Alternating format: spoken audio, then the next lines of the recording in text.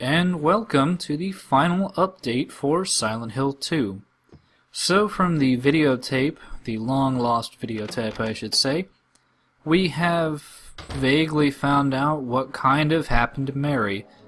It's kind of hard to tell from the video, but what you're basically supposed to infer is that, well, James killed her.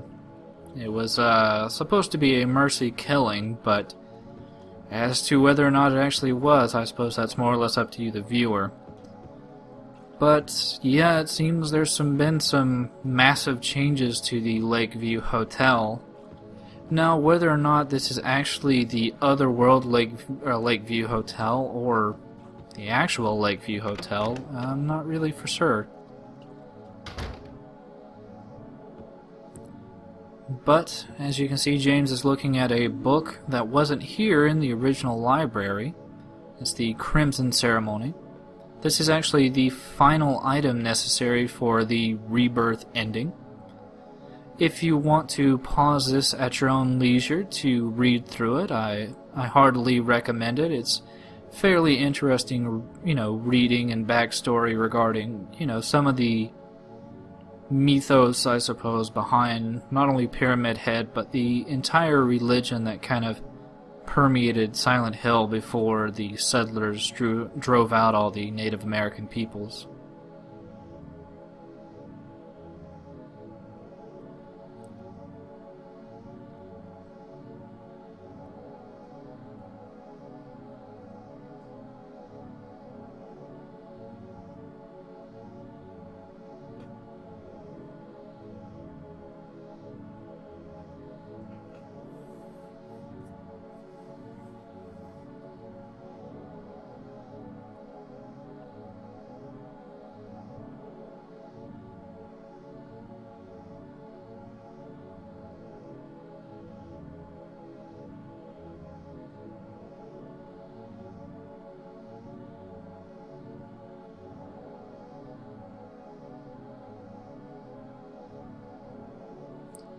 Additionally, this particular part kind of talks about the obsidian goblet and the white chrism that were also part of the rebirth ceremony.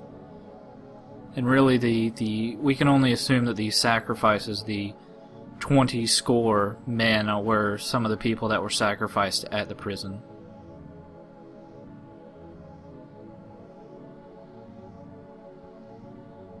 Mary's going to die? You must be joking. You must be joking. I'm very sorry. But you're a doctor. It's your job to heal people. How can you just let her die?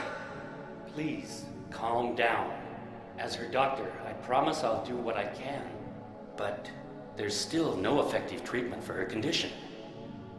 How long does she have? I'm afraid I'm not sure. 3 years at most. Perhaps 6 months. It's impossible to say with certainty. So James showing some contempt at the doctors being unable to help Mary, but also showing contempt at not really being given a definite time frame as to how long Mary had to live.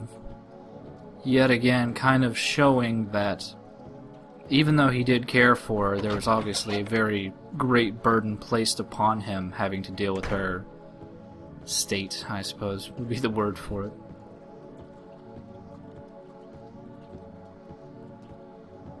But most of these doors are either locked or they kind of teleport you into a circle. Only one particular door will allow progression to the rest of the hotel. And outside of the dripping, the general state of the hotel is actually meant to show signs of a fire. For those of you that remember the Toluca prison and the paintings present in there, you may remember one particular painting showing what was basically the Lakeview Hotel aflame. And that's because apparently the Lakeview Hotel actually burned down about 2 years ago.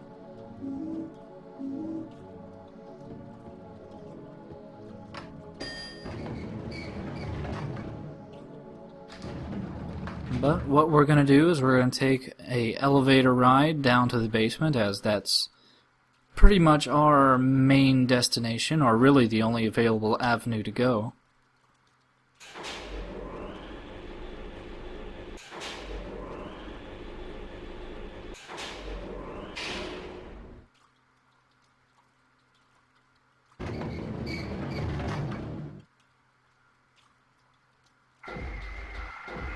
And really there's not too many enemies to deal with. There's a few of these lying figures scampering about on the floor, but they're really not too much of an issue unless you get pinned down into a doorway or something. But, you know, just walking by rather leisurely is an easy way to evade them.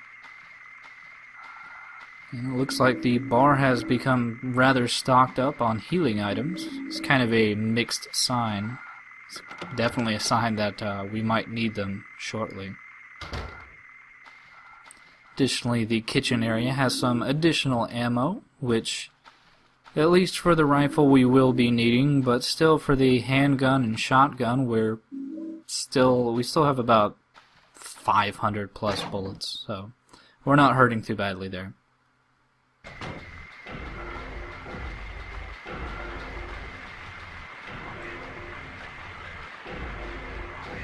But yet again, mostly locked doors, mostly a flooded basement, and one lying figure. It's not too dangerous.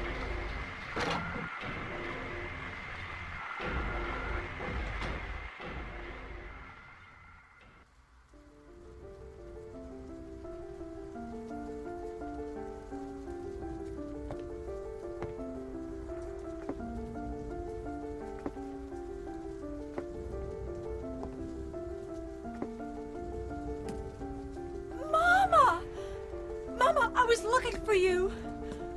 Now you're the only one left. Maybe then I can rest.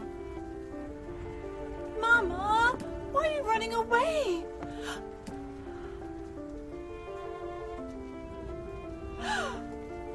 You're not my mama. It's you. Oh, I'm sorry. Angela, no.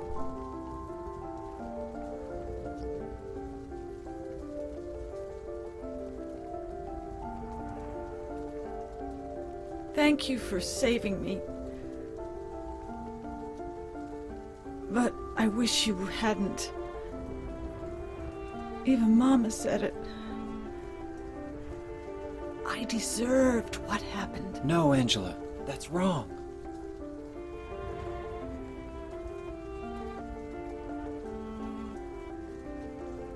No, don't pity me. I'm not worth it.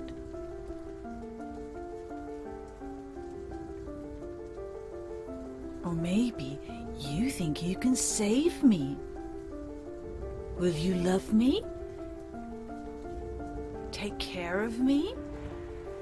Heal all my pain?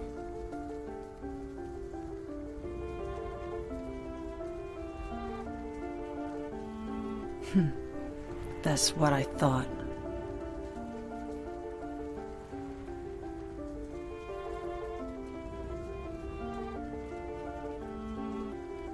James, give me back that knife. No, I won't. Saving it for yourself? Me? No, I'd never kill myself.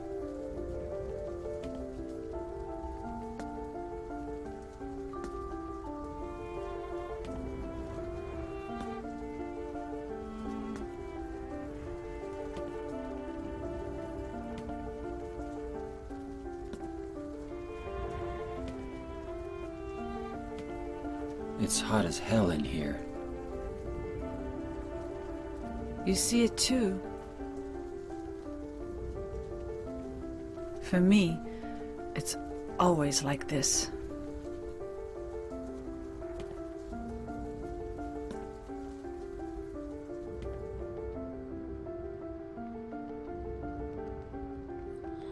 again, much like Eddie's meat locker, Angela's fiery inferno is symbolic of what she sees all the time, tormented by the murder of her father, also the abuse and sexual assault that she felt at his hands, and obviously the shunning that she felt by her mother. Angela lives in a world of constant guilt, and I'm pretty sure that scene was supposed to symbolize her being engulfed in her own sorrow and being lost forever within the realm of Silent Hill. But she is actually one of maybe 2 characters that you can actually feel some real sympathy for in Silent Hill. The one other one I can think of is the nurse from Silent Hill 1 that was the nurse for Alyssa.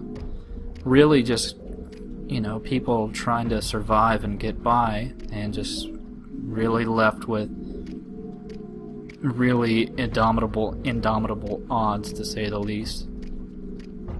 But yeah, as you can see, the fire damage has pretty much reached everywhere, and really we're kind of almost to the end of the line here.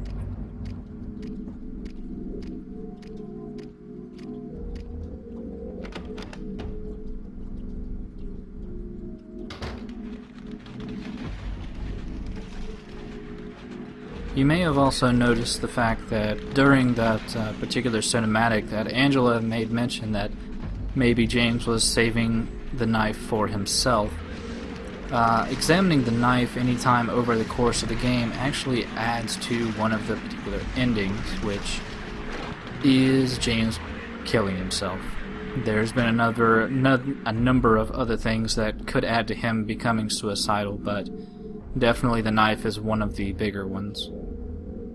And in case you need to save, there's plenty of opportunities because there's a really good necessity to do so.